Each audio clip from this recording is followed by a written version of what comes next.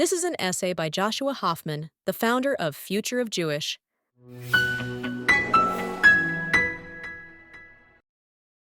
For most of Jewish history, Tikkun Olam did not mean what many Jews now casually think it means.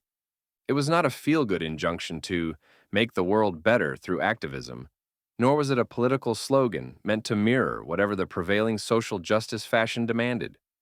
Its earliest appearance in our tradition sits quietly in the Mishnah, the body of classical rabbinic teachings codified around 200 CE, where the sages use the phrase mipnei tikkun ha'olam to justify legal rulings that preserve social stability, clarifying divorce law, regulating debt, preventing injustices that could tear communities apart.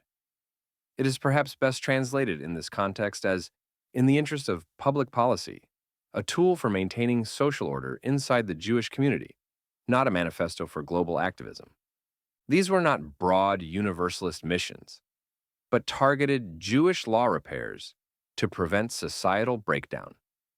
Centuries later, Lurianic Kabbalah, a school of Kabbalah, introduced its own cosmic layer, the notion that the world's spiritual fragments could be elevated through Jewish commandments. But even here, Tikkun Olam was not a political project. It was a spiritual discipline rooted in Jewish covenant, Jewish obligations, Jewish ritual life. The idea always pointed inward, community, law, and holiness, not outward in the way it is used today. Then a dramatic shift took place in the modern West, especially within Reform Judaism. There, Tikkun Olam became a substitute identity for communities that had loosened their grip on halakha, ritual obligation, Hebrew literacy, and covenantal frameworks. With Jewish commandments softened into metaphors and Jewish peoplehood diluted into universal ethics, Tikkun Olam emerged as a kind of therapeutic creed, a way to feel morally Jewish without practicing Jewishly. It filled the vacuum left by eroding ritual commitment, offering a symbolic identity that required no boundaries, no obligations, and no communal discipline. But once a richly layered concept is turned into a slogan, it loses coherence.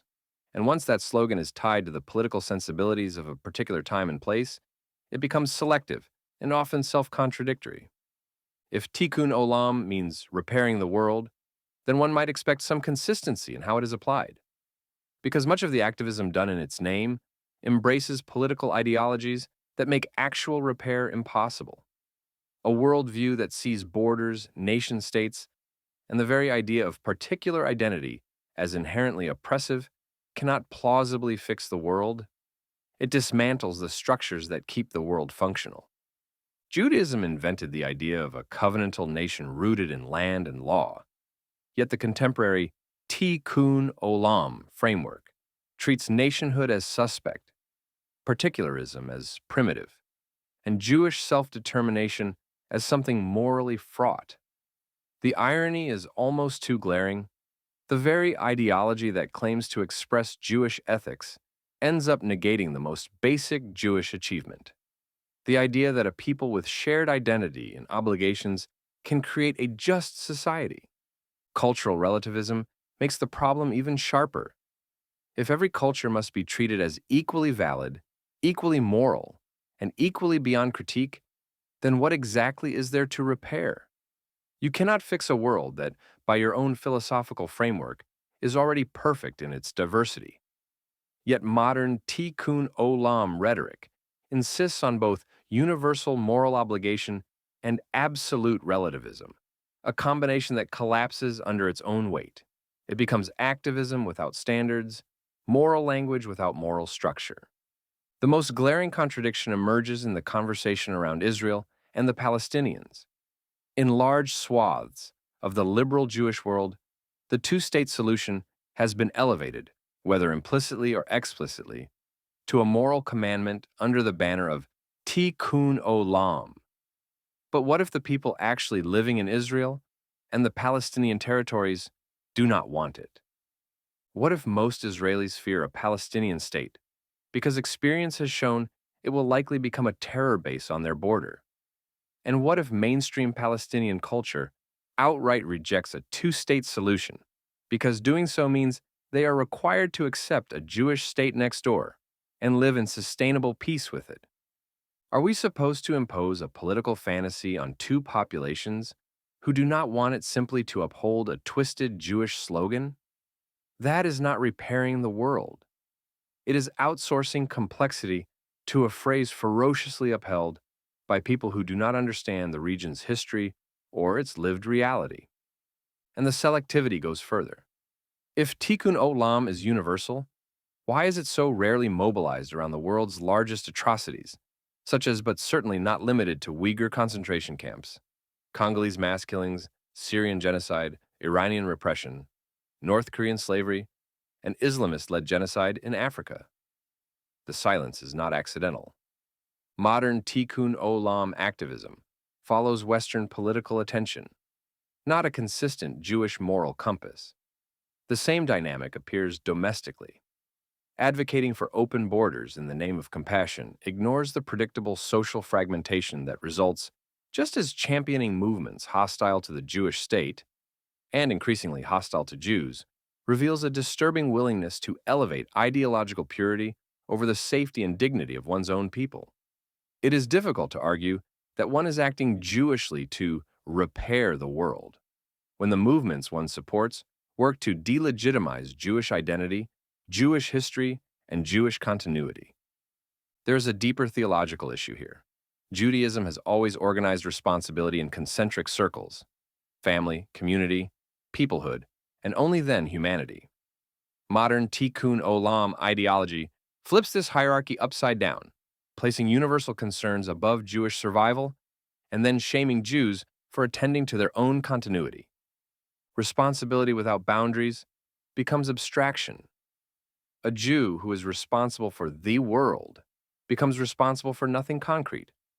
It is easier to post about climate justice than to tend to Jewish education.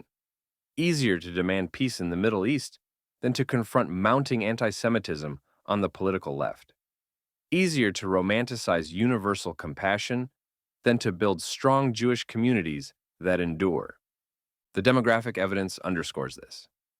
The sectors of Western Jewry that build their identity around Tikkun Olam have the lowest birth rates, weakest Hebrew literacy, lowest synagogue participation, highest intermarriage rates, and the steepest declines in support for the Jewish homeland. A moral framework that does not sustain the people who proclaim it is not a moral framework. It is a dissolving agent.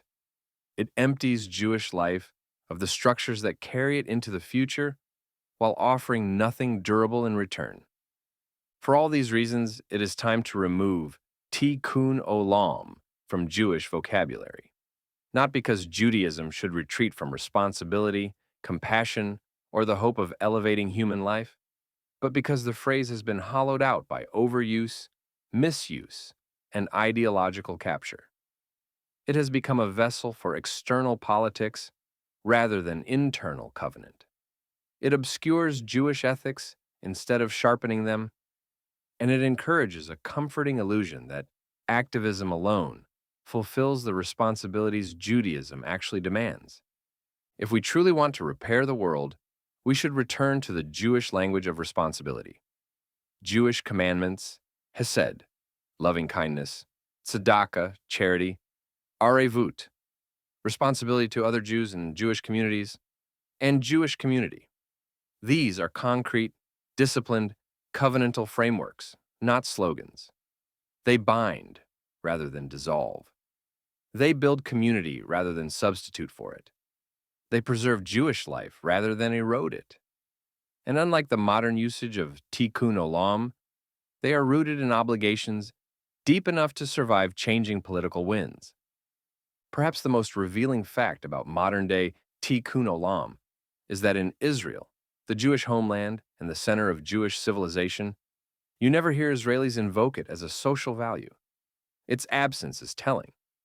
If this concept doesn't exist in the cultural vocabulary of the Jewish homeland, then it's safe to say that Tikkun Olam, in its modern form, is not Jewish at all.